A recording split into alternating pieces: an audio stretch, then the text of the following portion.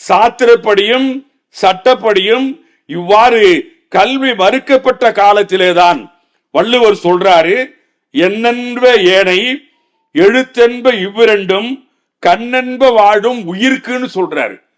அதுல அந்த உயிர்க்குங்கிறது தான் உயிர் துடிப்போடு வைரமுத்து அவர்கள் அடிக்கோடிட்டு அவரு தாழ்த்தப்பட்டவருக்குன்னு சொல்லல, பிற்படுத்தப்பட்டவருக்குன்னு சொல்லல, மத சார்பு உள்ளவர்களுக்குன்னு சொல்லல.